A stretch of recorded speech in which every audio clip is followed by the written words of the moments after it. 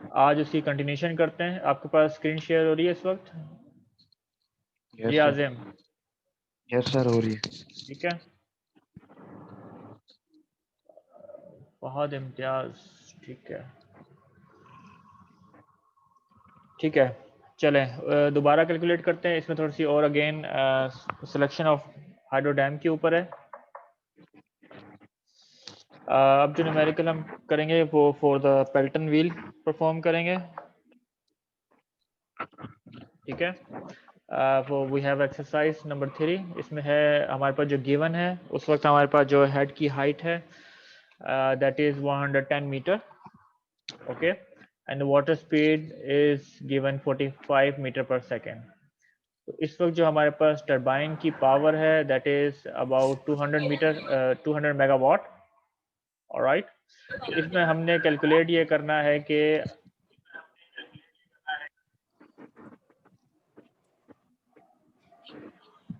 क्या? जी कैलकुलेट करना है कि डाउन पाइप क्या है, ओके। तो इसमें हमारे पास फॉर एग्जांपल पेल्टन व्हील है, उसके ऊपर जेट लगा हुआ है। जेट इसको इंजेक्ट करेगा पावर को, और उस सूरत में हमने कैलकुलेट करना है या उसका जो डाउन पाइप है उसकी डायामीटर क्या होना चाहिए, ओके। चलें इससे पहले थोड़ी सी और कैलकुलेशन परफॉर्म कर लेते हैं अंडरस्टैंडिंग के लिए। कि पहले जो एग्जांपल दिखाई थी हमारे पास जो वाटर की स्पीड है वो at the point of nozzle है जो जेट के ऊपर। तो जेट के डायमीटर या एरिया की वजह से डिपेंड करेगा उसके जो वाटर प्रेशर है या उसकी जो स्पीड ऑफ वाटर है वो कैसे वेरी करती है। तो अल्टीमेटली जो जेट की जो शेप है उससे डिटरमाइन होगा हमारा जो फ्लो रेट है वो क्या होगा उस सूरत में। तो for example if we have this cylindrical shape which has some area and then it has some length, तो इसमें जो स्पीड होगी इस जेट के अंदर वो हम कैसे कैलकुलेट कर सकते हैं? Length distance which is refer as distance per time, और डिस्टेंस के अलावा हम ये एक और हमारे पास कैलकुलेशन कैलकुलेट कर सकते हैं जो इसमें जो वॉल्यूम होगा। So volume of the cylinder would be is equal to area into length, ठीक है। यहाँ तक बात क्लियर है? अच्छा, इसमें अब ये है कि अब इसके सब्स्टिट्यूशन आप इसमें करें तो हमारे पास जो फ्लो जो स्पीड की जो इक्वेशन है वो बन जाएगी आपके पास वॉल्यूम पर divided by area into time. अब इसको आप उस फ्लो रेट से इक्वेट करें जो हमने कैलकुलेट किया था पिछली डायग्राम में या पिछली एक्सरसाइज में, कि वो water pressure depending on the head height. अगर हमारे पास एक हेड हाइट है h, ठीक है, और इसके एंड पे हमारे पास जो स्पीड ऑफ c है वो क्या वैल्यू होगी जरा बताएं मुझे। c is equal to under root 2 into G H जो यहाँ पे मेंशन है। तो इन दोनों स्पीड को हम इक्वेट कर लेंगे। तो सिंप्लीफिकेशन आपके पास वॉल्यूम पर यूनिट टाइम क्या आएगा आपके पास? Flow rate. तो जेट के across if you are using a single jet, so you can calculate the flow rate depending on the jet area and the head height. So the equation would be q into a square root 2 gh. So if you want to have a n number of jet, so you can just multiply by this with n number of jets.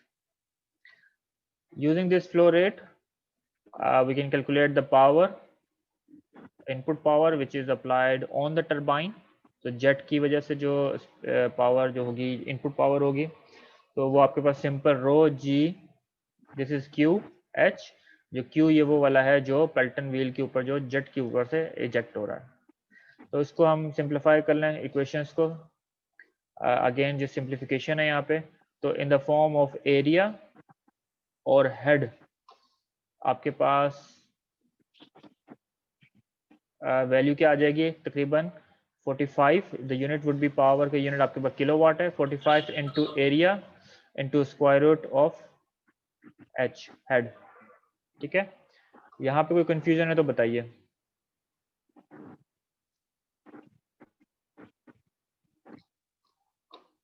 Ji Azim.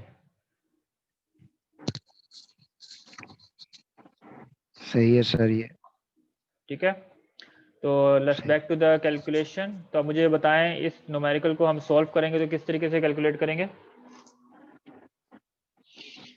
Methodology explain करें इस numerical को solve करने के लिए। Sir इसके अंदर head की height भी दी हुई है हम लोगों को, जी और ये पावर भी बता दी है, टरबाइन पावर जो है। सही। सबसे तो पहले क्या सर कैलकुलेट करेंगे? सी इज इक्वल टू वी पहले एरिया की तरफ। सर एरिया निकालने। एरिया कैसे निकालेंगे? चले थोड़ी सी इक्वेशन यहाँ पे ड्राइव एक्सप्लेनेशन कर देता हूँ। आपके पास पावर की टरबाइन कैसे कैलकुलेट होगी? Rho G Q H, again same. यहाँ पे आपके पास क्यू कितना होगा? Area into velocity. ठीक है, वही डेरिवेशन जो पहले की है ठीक। उससे रिलेटेड। इसमें आपके पास जो एरिया है वो है पाई बाय 4 डी स्क्वायर, तो पाई आर स्क्वायर होगा। तो D is the diameter of the pipe. Okay, तो ठीक है सिंपल सर। फ्लो रोड को आप इसमें इंसर्ट करें। आपके पास जो डायमीटर इक्वेशन क्या बन जाएगी? 4 times of power turbine, density rho, gravitational constant, head height, pi is also constant, and then speed. इसमें सब्स्टिट्यूट करें और वैलिडेट करें। आंसर यही आया 2.3 मीटर के नहीं?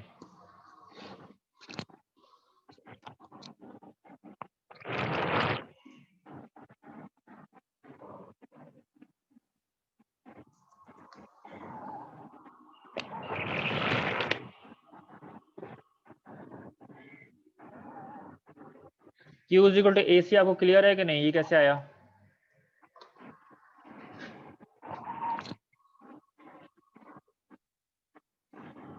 सर ये बता देना दोबारा सर। जी सर आ गया समझ।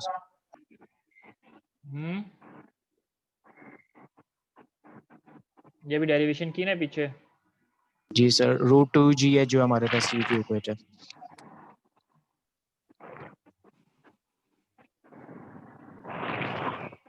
ये आपके पास क्या है?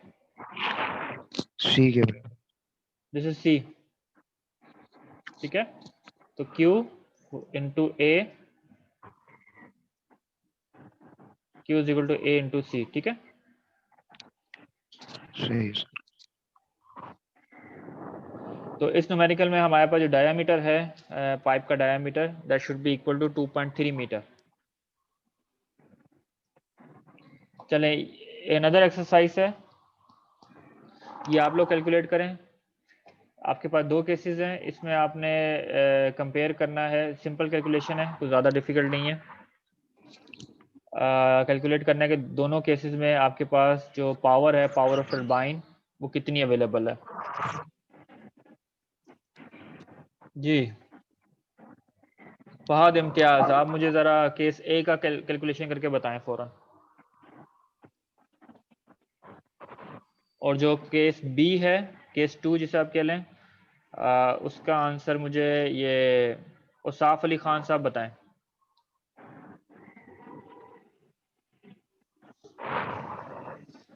सर मैंने अभी ज्वाइन किया। ज्वाइन बेशक किया, लेकिन लेक्चर तो आप पढ़े ना, फिर इसको इतना मुश्किल चीज़ तो नहीं है।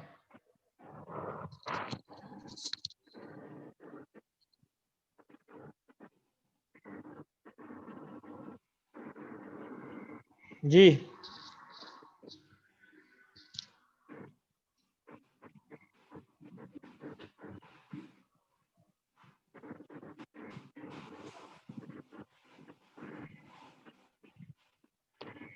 कौन परफॉर्म कर रहा है कैलकुलेशन इसकी? रिजवान? सर मैं बस सर अभी ज्वाइन किया, अभी कॉपी पेंसिल लेके करके देता हूँ सर। फार्मूला बताएं कौन सा लगेगा इसमें?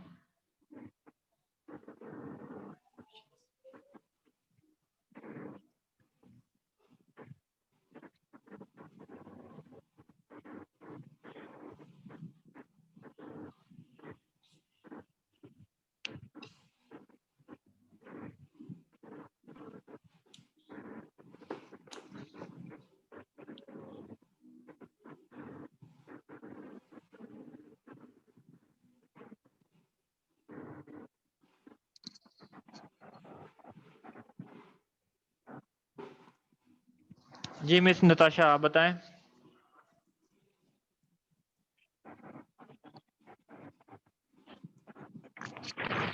जी सर कर रही हूँ, 1 मिनट सर, कैलकुलेट कर रही हूँ।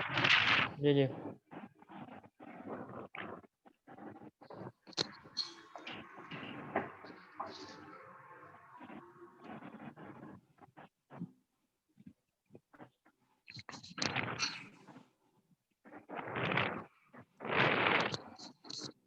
हम्म,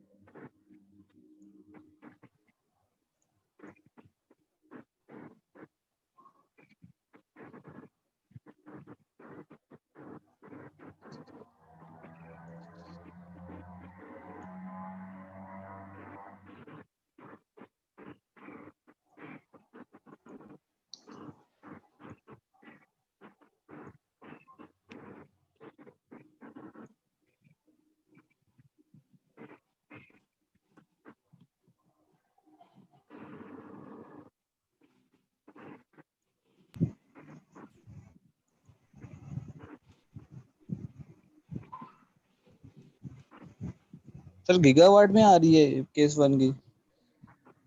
केस 1 की गीगावाट में नहीं आएगी, केस 2 की आएगी गीगावाट में। सर 6.8 सर गीगावाट आ ये रही है। फ्लो रेट पर मिनट गिवन है, इसको पर सेकंड में कन्वर्ट करेंगे पहले। ऑफ कोर्स ये लीटर पर मिनट गिवन है, ऑब्वियसली आपने यहाँ से कन्वर्ट करना है, इसको मीटर क्यूबिक second। मीटर पर सेकंड में करें। तो यहाँ आपके सर पास फ्लो केस रेट आ जाएगा 1 मिनट आपसे पूछता हूँ 0.1 मीटर क्यूब पर 3। जी आप बताएं केस 2 का क्या जी कह रहे हैं यही आप? आ रहा है। सर केस 2 की 4.88 गीगावाट आ रही है मेरी। मुशाहिद हाँ ठीक है, सही बता रहे हो आप। सर केस 1 की 61250 वाट आ रही है। क्या गीगा मेगा? सर सिर्फ वाट में है, अगर सो मेगा में करते हैं तो यूनिट 10 1 2 3 क्या बता रहे हो कितनी आनी चाहिए यहाँ पे? सर 61.25 किलोवाट आ रही है। नहीं, कहाँ गलती की है बताओ कैसे?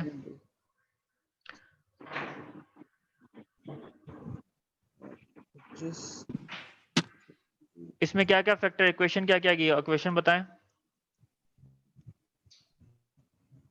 सर दोनों बताएं इक्वेशन बताएं।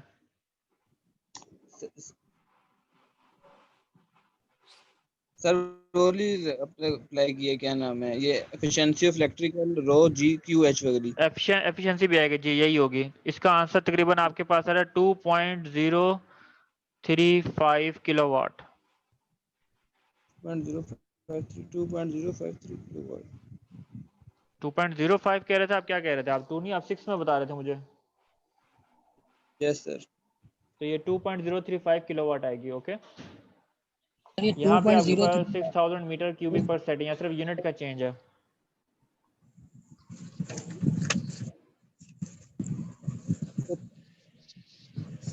सर 2.0 ये बता रहे थे आप, क्या बता रहे थे वापस? जो केस ए है उसमें आपके पास जो पावर आएगी वो 2.035 किलोवाट है, और जो केस यस सर बी यही है है। उसमें आपके पास जो है पावर, वो आपके पास आंसर है 4.88 गीगावाट। सर सेकंड केस का सेम आंसर आ रहा है ठीक है, 4.88 यस सर गीगावाट। 2 इसमें आप मल्टीप्लाई करें 0.83, 0.83 से हो जाएगा।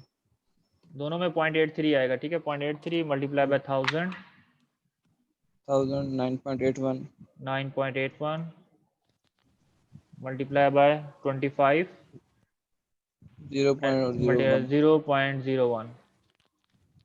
Yes sir. So I expect this is the answer. Yes sir. Second का सेम आंसर आ रहा है सर 4.88 गीगावाट। नीचे आपके पास क्या आएगा 0.83 multiply by 1000 multiply by 100 then multiply by 6000,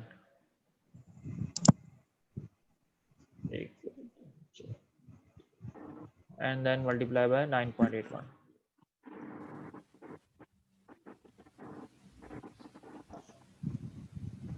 ठीक है, तो इसका आंसर तकरीबन आपके पास 4.88 गीगावाट आएगा। चले इसके अलावा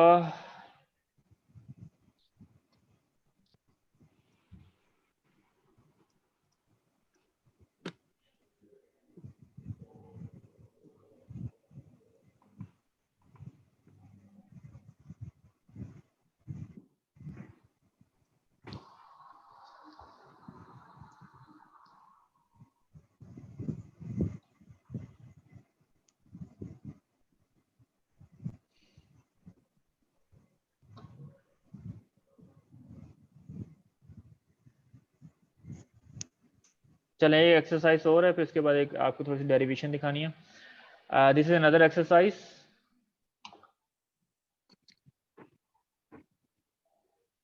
इसमें आपने क्या कैलकुलेट करना है, water from a moderated side river, जो आपके पास रिवर है, मॉडरेट रिवर है, उसका जो फ्लो रेट है वो 100 मीटर क्यूबिक पर सेकेंड है। और जिसमें जो पाइप है स्मूथ पाइप, इसका मतलब ये है कि आप जो इसकी एफिशिएंसी थोड़ी सी आइडियल ले लें। It is falling from the head height of 50 meter into the turbine. The question is again the same चीज़ है, the power available कितनी है, और इसमें अगर प्रैक्टिस की फॉर्म में अगर आपने लॉस कंसिडर करना है, 10% लॉस है इस पाइप के ऊपर, फ्रिक्शन लॉसेज हैं including transformation and distribution. The question is के हाउ मेनी इलेक्ट्रिसिटी हाउसेज जो है उसमें आप इसको प्रोवाइड कर सकते हैं एनर्जी को। अगर आपके पास पर हाउस जो है 0.5 किलोवाट जो है कंजम्पशन हो रही है, तो ये आपने कैलकुलेट करना है। कैसे कैलकुलेट करेंगे, it's very simple as well. Again calculate करें, सबसे पहले इनपुट पावर कितनी है आपके पास अवेलेबल,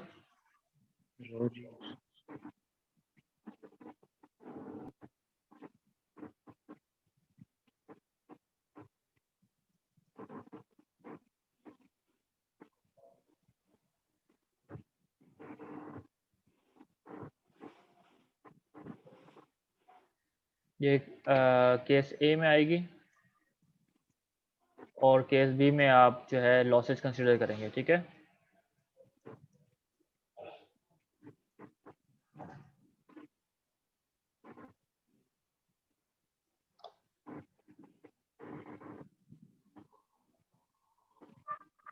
जी मिस मुबशरा, आप बताएं इसके पावर ए का क्या आंसर है। सर 49 मेगावाट आ रहा है। Yes, sir, 49.05 मेगा मेगावाट जी सर। megawatt. ठीक है, और केस बी में कितना करके निकलेगा, बताती हूँ 49 मैंने इसका 10% लॉस कितना होगा,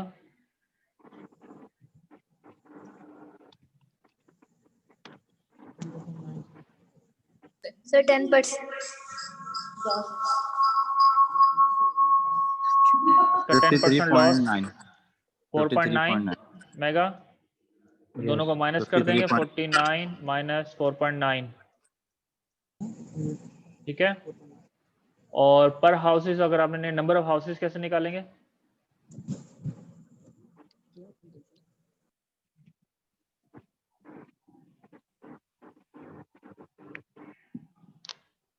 ये द्वारा 44.1 आ रहा है। तो इनपुट पावर डिवाइड कर देंगे जो पर हाउस है।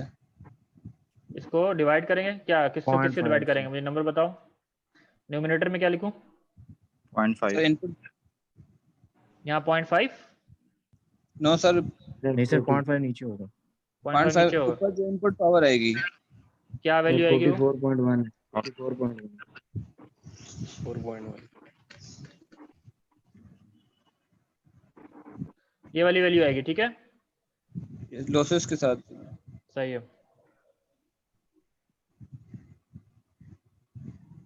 चले सही है, तो तकरीबन आपके पास आंसर क्या आ जाएगा इसमें, 88,000 हाउसेस।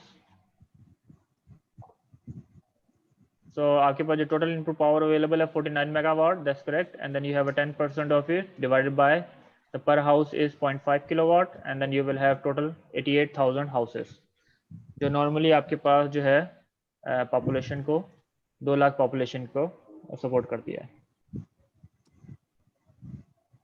ओके, यहाँ तक क्लियर है? Yes sir. चलें,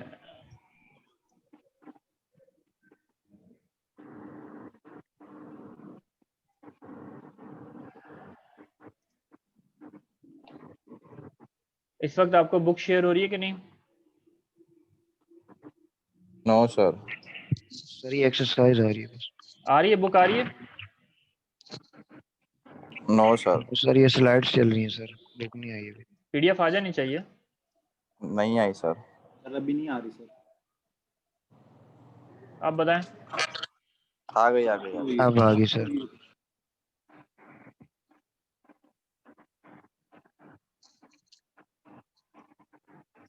पीडीएफ आ गई है इस वक्त? Yes sir. ठीक है. ये बुक है जॉन ट्वेडल के नाम से, जो मैंने आपको बताई थी. इसमें जो डेरिवेशन थोड़ा सा रेफर करनी है, यहाँ पे 2-3 चीज़ें डिस्कस करते हैं. वही पेल्टन व्हील के ऊपर डेरिवेशन है. वो जो डेरिवेशन आपको करवाई है उसका रिजल्ट भी मोरलेस इसी तरीके से निकला जो यहाँ पे एक्सप्लेन किया गया. ठीक है, लेकिन इसमें किसी और तरीके से ड्राइव किया है, एब्रीविएशन थोड़ी सी डिफरेंट है, तो आप उसको गो थ्रू करेंगे तो आपको समझ आ जाएगा. इसमें यहाँ पे जो सिंपल फार्मूले वगैरह जो फंडामेंटल फिजिक्स के लगे हैं, वो सिंपल रिव्यू के लिए मैं आपको बता देता हूँ.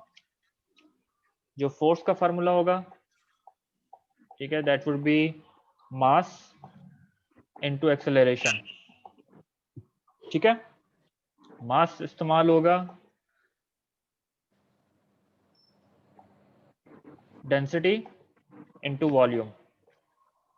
Okay, and then flow rate is equal to volume over time. तो इन बेसिक चीज़ों को इस्तेमाल कीजिएगा. और पावर इसमें जो इस्तेमाल होगी, power is work done divided by time. Okay, और वर्क डन कैसे निकलता है? Force into D distance. तो इन 4 इक्वेशंस सॉल्व करेंगे तो आपके पास ये दोनों इक्वेशंस आराम से आ जाएंगे. ऊपर देख लीजिएगा, सिंपल ये रिलेटिव फ्रिक्वेंसी वगैरह को वो एड्रेस कर रहा है. सेकंड, वो एग्जाम्पशन मैंने आपको बताई थी कि नॉर्मली अगर आपके पास ऑप्टिमम या मैक्सिमम आपको एफिशिएंसी चाहिए ओल्डर टरबाइन के लिए, तो उसमें सिंपल इस इक्वेशन को डिफरेंशिएट करें विद रिस्पेक्ट टू यूसी. इस वेरिएबल के तौर पे डिफरेंशिएट करेंगे तो आपके पास मैक्सिमम जो पावर एक्सट्रैक्शन है ना, वो आपके पास ये कंडीशन आ जाएगी. And then if you just simplify, substitute this equation over here for maximum power extraction, तो आपके वो प्राइमरी इक्वेशन आ जाएगी जो हमने लास्ट टाइम ड्राइव की थी. तो इसमें इतना इशू नहीं है. इसका न्यूमेरिकल वगैरह भी अगर आपको जो इक्वेशन अभी करवाई हैं उनसे सॉल्व हो जाएगा. चाहे तो आप इसको भी इस्तेमाल कर सकते हैं. थोड़ा सा इसमें डिस्क्रिप्शन देख लीजिएगा. अगेन जो स्पीड ऑफ है जेट के ऊपर, उसकी डेरिवेशन ये भी वही है तकरीबन. This is the speed of water at the pipe and depending on the head height. यहाँ पे वो इफेक्टिव हेड हाइट को बता रहा है. इफेक्टिव हेड हाइट से मुराद ये है कि वो हेड जो इफेक्टिव है सेंस में कि अगर आपके पास ये टोटल हेड है, दिस इज एच टी, तो इफेक्टिव से मुराद ये है कि यहाँ पे फॉर एग्जांपल स्लिट्स अगर आ जाती है, for example some sort of losses की फॉर्म में डैम के अंदर, तो आपके पास जो टॉप और बॉटम का जो डिफरेंस होगा वो आपके पास इफेक्टिव हेड होगा. तो equation just consider that part. Alright, next जो बेसिकली मैं पॉइंट पे आना चाह रहा हूँ वो आपके बेसिकली एंगुलर वेलोसिटी और टरबाइन साइज के ऊपर है. अगेन ये वो मोर और लेस सेम डेरिवेशन जो हमने लास्ट टाइम अभी 2-3 न्यूमेरिकल्स में देखी हैं. ओके, यहाँ पे एक चीज़ देखनी है, जो अगर हम जो डिज़ाइनिंग करने लगे हैं जेट के लिए, पेल्टन व्हील के लिए, तो उसमें इन्होंने थोड़ी सी डेरिवेशन की है इस सेंस में कि अगर आपके पास व्हील का डायमीटर क्या है और जेट का रेडियस क्या है, उसका एक रेशियो कैलकुलेट किया है ताकि आप जो उसमें डिज़ाइन पर्सपेक्टिव से रेलेवेंट व्हील जो है सिलेक्ट कर सकें. तो उसका एक न्यूमेरिकल भी यहाँ करेंगे. थोड़ी सी मैं डेरिवेशन आपको एक्सप्लेन कर दूँ तो आप जो है ना उसको दोबारा ड्राइव कर सकते हैं. ओके, सो इसमें हमारे पास जो पावर है उसको हम इक्वेशन को सिंप्लीफाई कर सकते हैं, जो इससे पिछले पेज पे जो इक्वेशन मैंने आपको दिखाई थी उससे ड्राइव कर सकते हैं। That is equal to the velocity, एक मिनट, ठीक है, velocity radius of the wheel and the angular velocity. Okay, जो एंगुलर वेलोसिटी है वो किसके बराबर हो जाएगी? अगर आपके पास सर्कल है and then you have some sort of radius, और इसके बाद टेंजेंशियल वेलोसिटी जो होती है, and then this is r, capital R, and then this is the angular velocity, so that would be equal to this one. So you can just simplify that part, and then also we have this condition जो मैंने आपको पहले बताई कि इसमें अगर cup की form में है, अगर यहाँ पे जाएं, जो लास्ट क्लास में भी डिस्कशन की थी कि इनपुट वेलोसिटी अगर उसको मैं c1 कह रहा हूँ, और जो वेलोसिटी यहाँ पे इजेक्ट हो रही है दैट इज c2, तो इसमें ये आपके पास हाफ ऑफ दिस वेलोसिटी होगी, तो ऑप्टिमम स्पीड आएगी आपके पास। So for that condition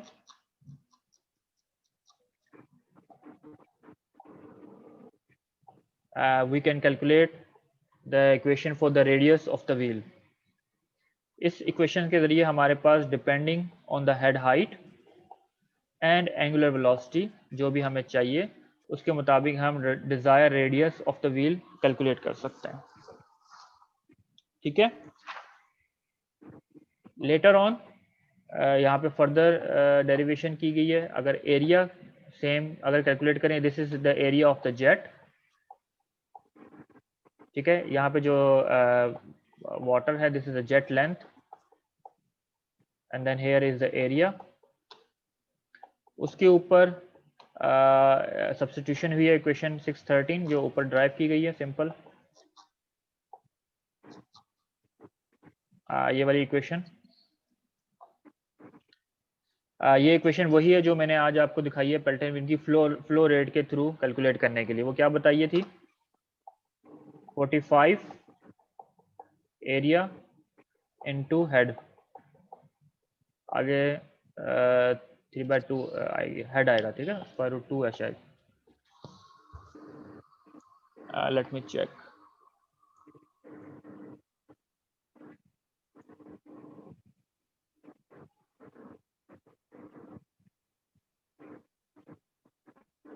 yes, यहाँ जो है ना डेरिवेशन में क्यूब आएगा। ओके, यहाँ तक क्लियर? जी Yes, sir.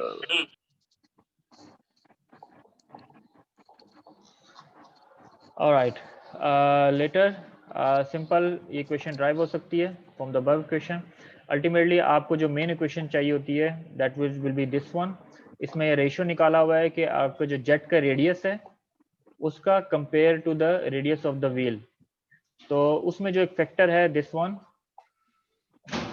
इसको क्या कहते हैं? इसको डायमेंशनलेस सिस्टम है, जो कि टरबाइन की कहते हैं कि आपके पास जो शेप फैक्टर है, ठीक है, ये डिफाइन करता है कि आपके जो टरबाइन की जो शेप होगी वो उसकी प्रॉपर्टी या उसकी कैरेक्टरिस्टिक्स क्या होगी, और वो डिपेंड करेगी तीन चीज़ों के ऊपर कि वो जो आपने रेडियस स्पीड, आपकी एंगुलर स्पीड कितनी है टरबाइन की, किस पावर के लिए आपने डिज़ाइन करना है, और किस हेड के लिए डिज़ाइन करना है।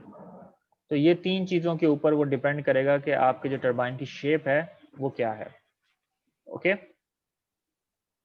यहाँ पे n का मतलब नंबर ऑफ जेट्स हैं यहाँ पे, और हेयर इज द एफिशिएंसी।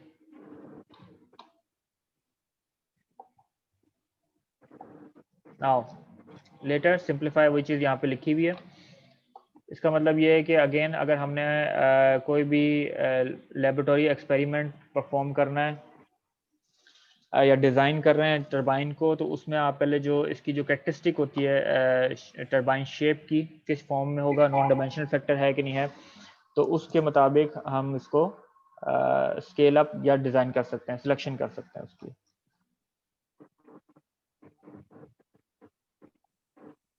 अच्छा, यहाँ पे दो तीन चीज़ें देखें। फॉर एग्जांपल यहाँ पे जो पॉइंट लिखा हुआ है कि अगर हमारे पास बेस ऑन दिस इक्वेशन हमारे पास जो रेशियो ऑफ द स्पीड है वाटर स्पीड, कि वो स्पीड यहाँ पे C2 का मतलब वो जो टरबाइन के ऊपर फोर्स एग्जैक्ट लग चुकी है, and then the input speed of the water, अगर ये रेशियो सेम है for two different type of wheel of different size, जो साइज इसका बेशक सेम हो लेकिन they will have the same shape according to the above equation, तो उस सूरत में आपके पास जो पूरा जो फ्लो पैटर्न है आपके पास टरबाइन के ऊपर वो भी सेम होगा।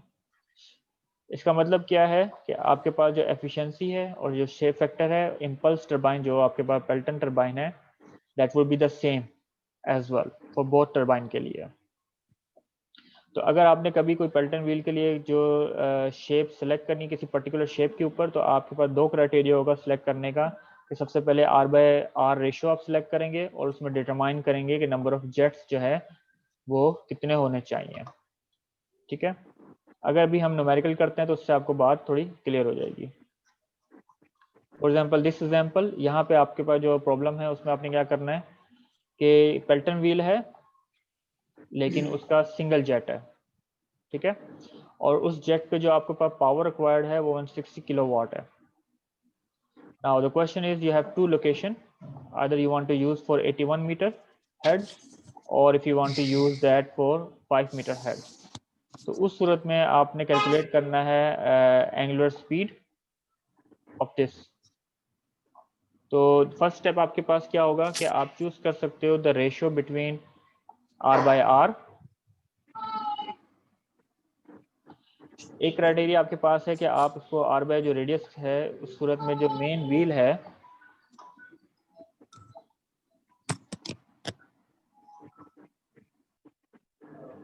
जी,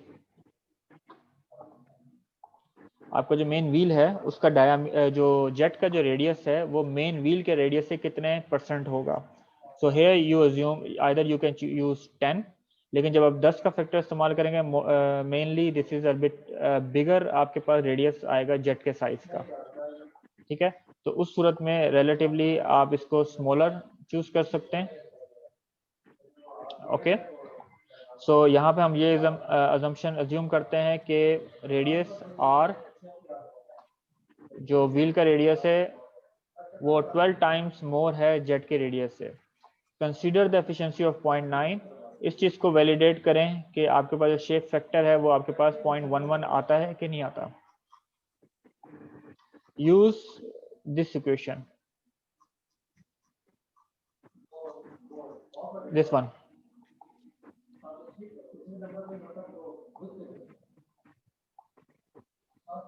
यहाँ R/R रेशियो है।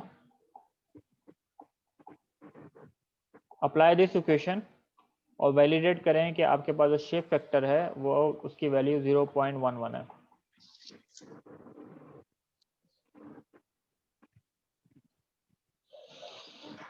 Here you have n is the number of jet which should be 1 और एफिशिएंसी कितनी बताई 0.99 या 0.9? 0.9 जी, कैलकुलेट करें।